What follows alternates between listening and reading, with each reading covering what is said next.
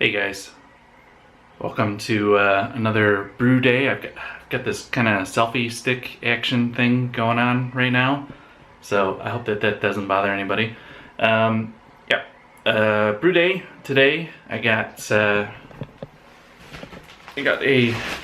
shopping bag full of grain, and I'm going to be adding to it. Probably can't read that. It's flaked oatmeal.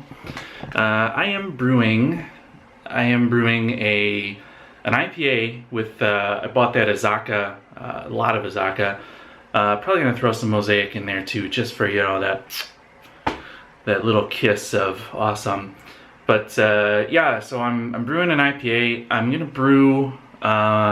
It's gonna have 20% oats in it, flaked oats. I've never put that much oats in an IPA.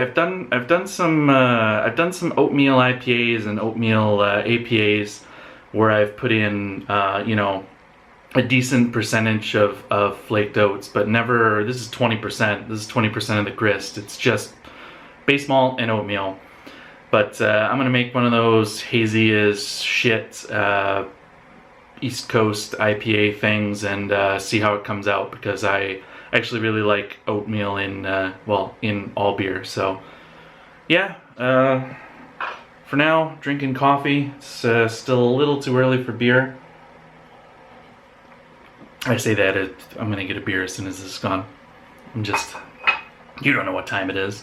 Anyway, water's heating up, mashing in soon, and yeah, I'll see you later in the day.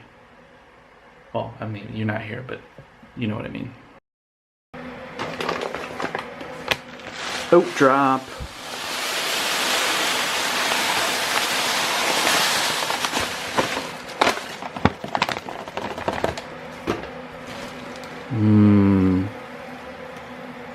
So much in the way of oats. Alright, you guys, I am back. Beer in hand this time. And it is time for the Sparge. And I didn't mention this in the beginning, but I'm actually, that made me really dark. Actually, another thing I'm gonna do with this beer is I'm gonna try cold sparging it. So there's a blog called Brulosophy, and if you don't read that, I mean, you really should. They do some some really cool brewing experiments, home brewing experiments. And the last one that they did was cold versus hot sparging. So whether you actually have to sparge with hot water, if it makes a difference.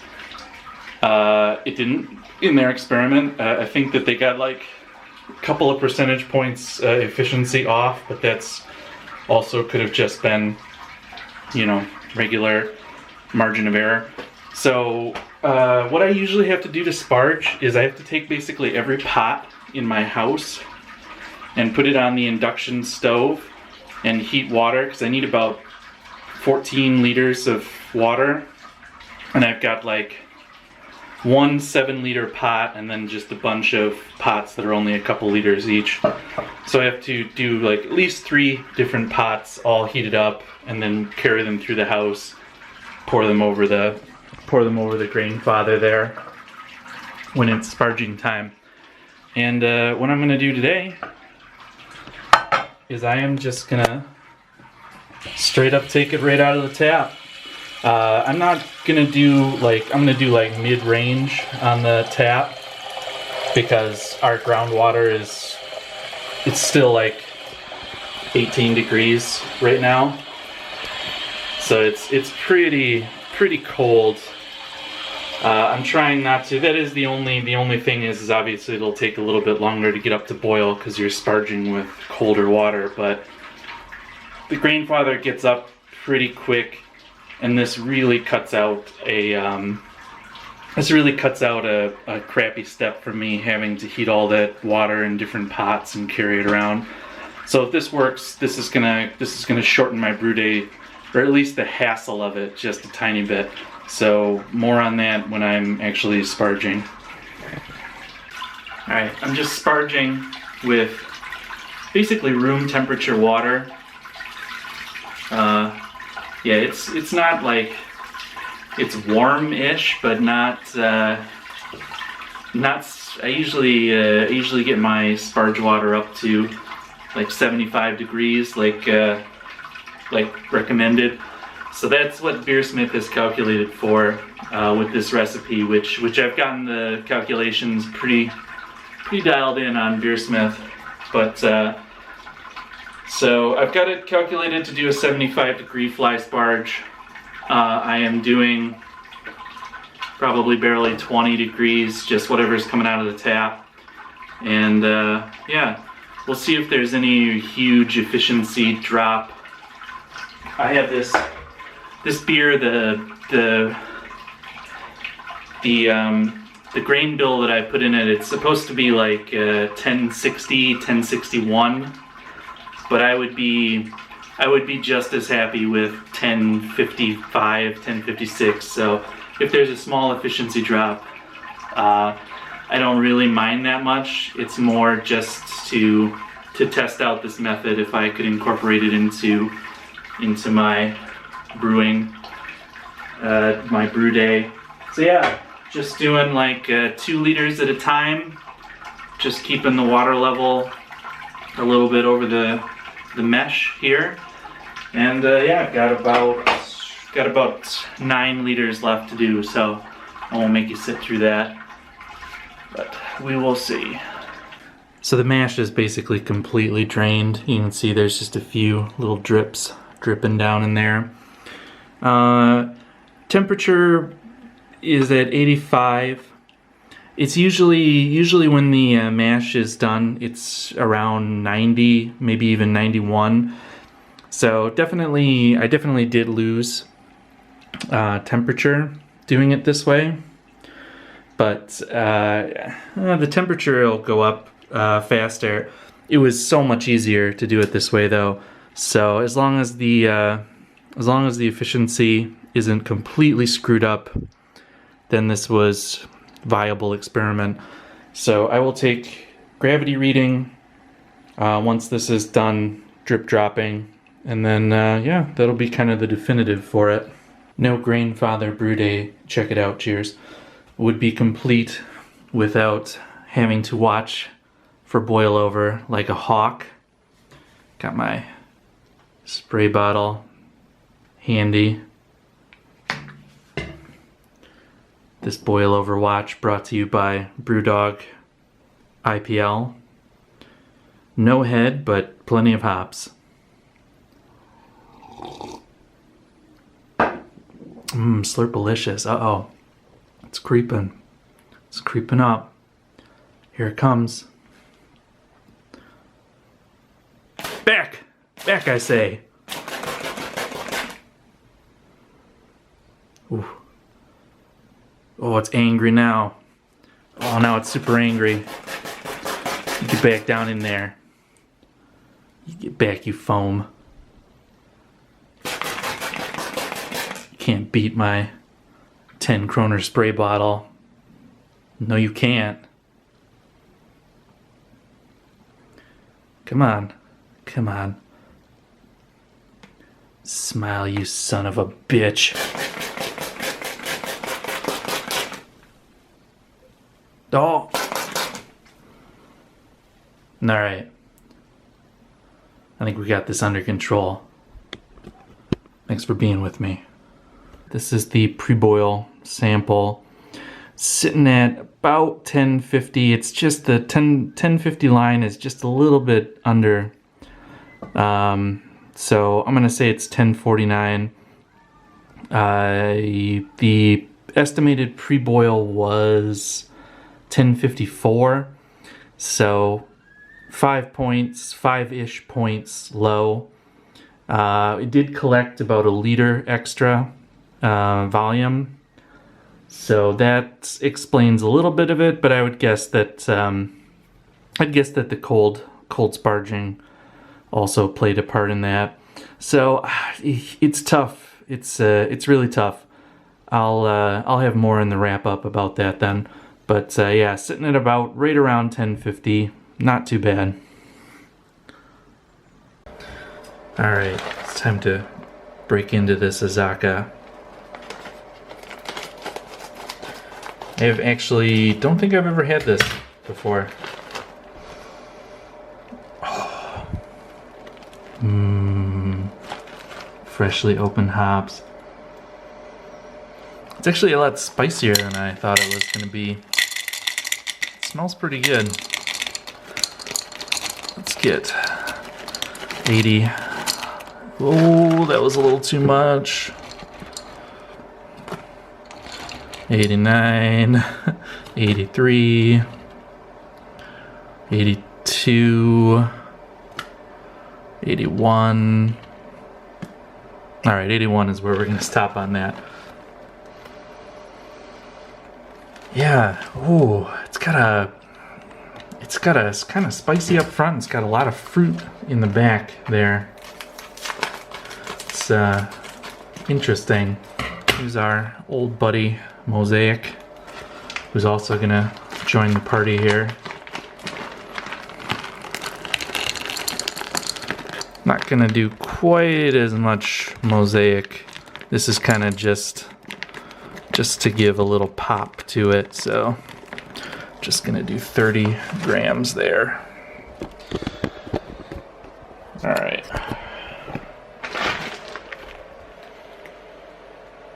Yeah, man, smells, yeah, really juicy and spicy. So Mosaic smells like Mosaic. So I'm really looking forward to this.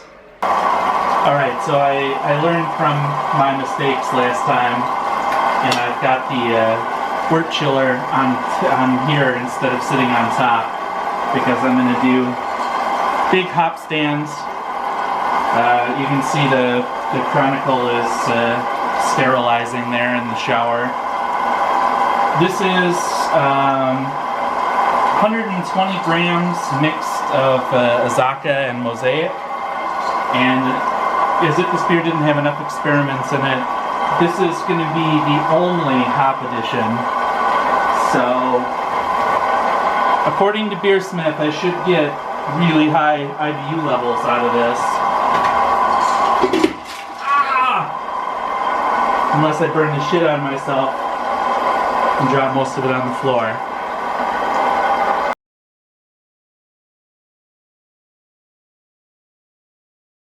Let's take that again.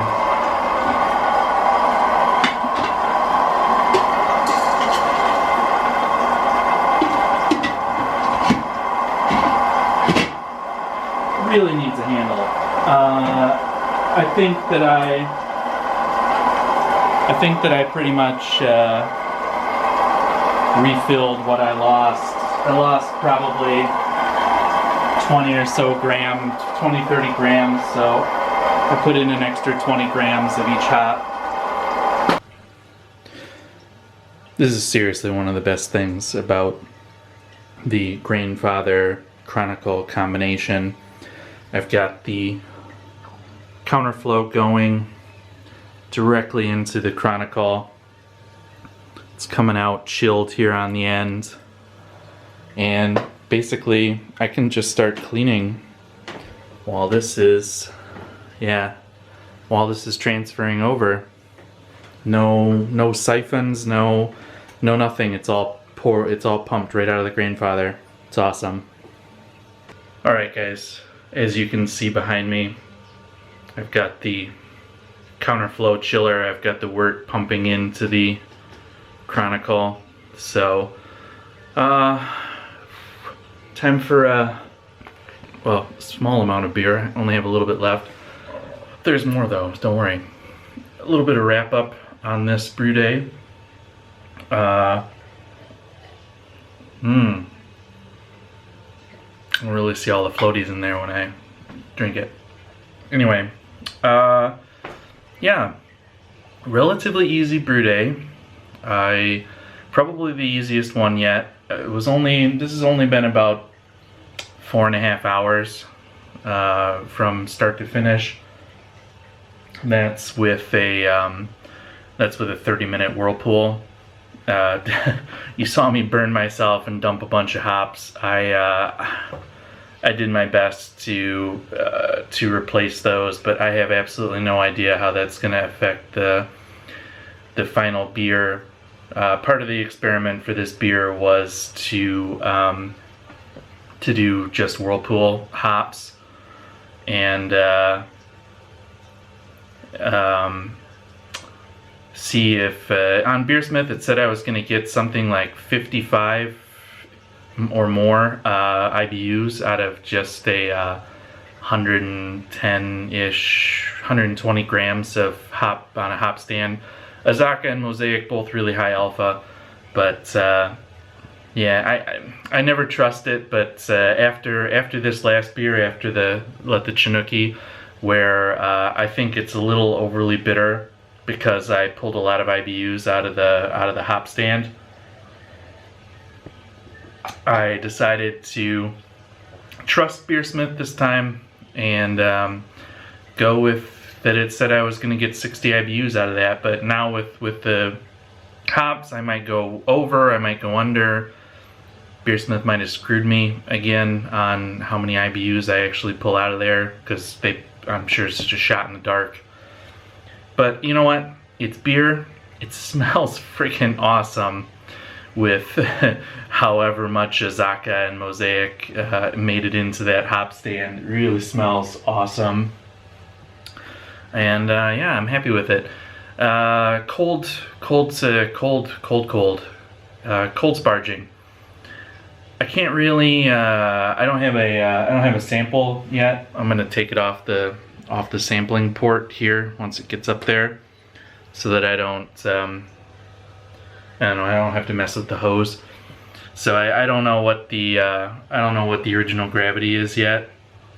I'll pop in at the end. And then I think that next Homebrew Wednesday I'll have more of I'll be able to talk about that more. But cold sparging, it really saved me some time and some effort.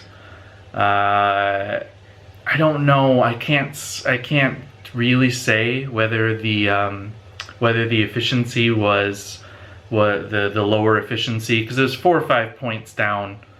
But that's kind of margin of error, really.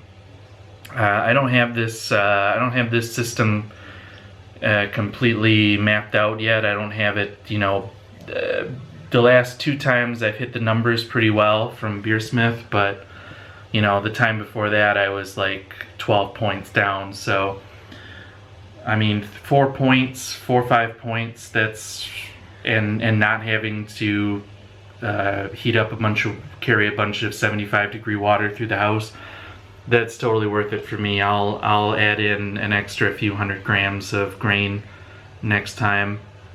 And I'm still not convinced that it's not just the fickleness of efficiency.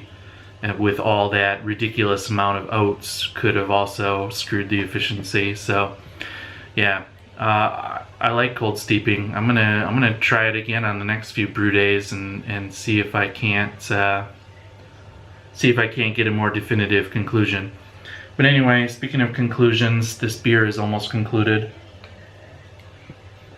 This beer back here is in concluding.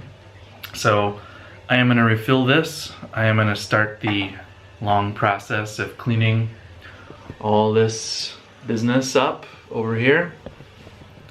And yeah, I hope you enjoyed this brew day. Tasting notes to follow eventually. Cheers, guys.